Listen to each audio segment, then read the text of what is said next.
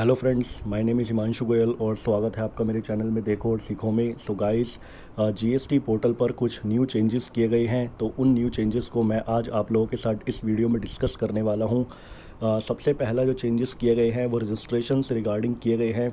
यहाँ पर आप सीरियल नंबर 1 में देख सकते हैं, assignment of new applications of registrations in certain cases with same pan and in same state.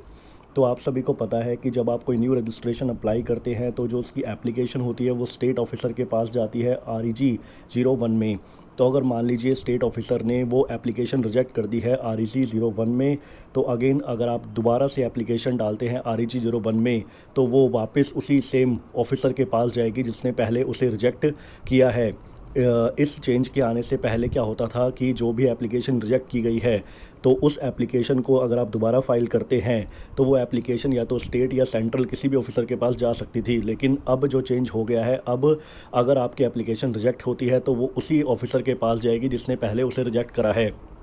तो यहाँ पर आप देख सकते हैं, यहाँ पर उन्होंने बताया भी है कि new registration applications of the applicant whose previous application for registration were either rejected by the tax officer और whose GSTN was cancelled either suo motu or if surrendered by the taxpayer will now be assigned to the respective authority of the state or center who have earlier rejected the same whenever these application or taxpayer apply for registration under the same PAN and within the same state।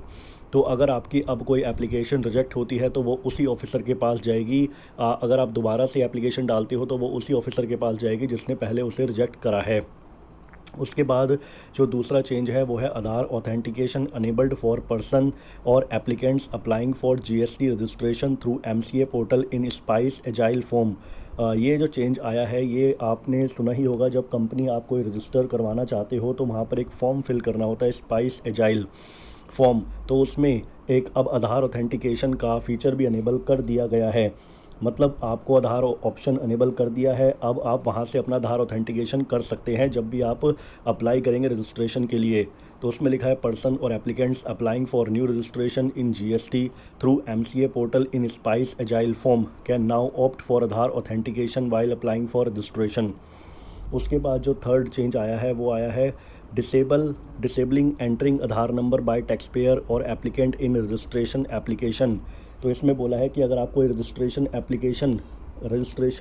के लिए application देते हैं और वहाँ पर details of authorise signatory में आपको आधार number डालना होता है तो वो उस चीज़ को अब डिसेबल कर दिया गया है। वहाँ पर आधार नंबर डालने की ज़रूरत नहीं है क्योंकि आधार ऑथेंटिकेशन के लिए अब सेपरेट टैब अनेबल कर दिया गया है GST पोर्टल पर।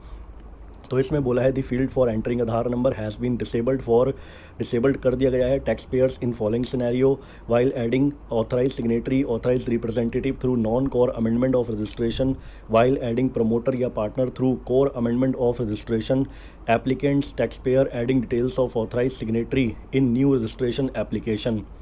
तो ये जो चेंज है इंपॉर्टेंट चेंज किया गया है। उसके बाद फोर्थ चेंज तो आपको पता ही है कि आपको अपनी कोर बिज़नेस एक्टिविटी सेलेक्ट करनी है। जैसे ही आप पोर्टल ओपन करते हैं तो वहाँ पर आपको एक कोर बिज़नेस एक्टिविटी सेलेक्ट करने के लिए बोला जाता है कि आप मैन्युफैक्चरर हो, होलसेलर हो, रिटेलर हो या फिर डिस्ट्रीब्यूटर हो या फिर सर्विस प्रोवाइडर हो।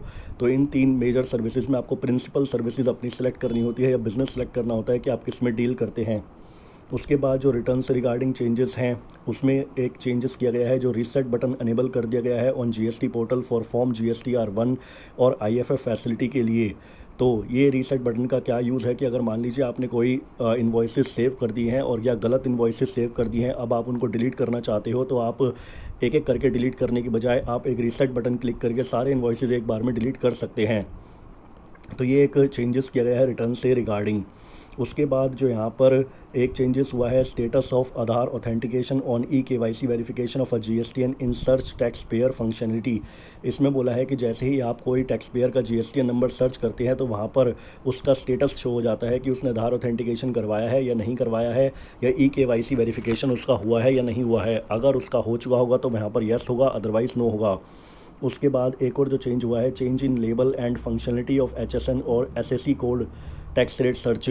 आप सभी को पता है कि अब आप जीएसटी पोर्टल के थ्रू भी अपना HSN और SAC कोड सर्च कर सकते हो। तो यहाँ पर बोला गया है लेबल फॉर सर्च HSN और SAC tax rate has now been changed to search HSN code.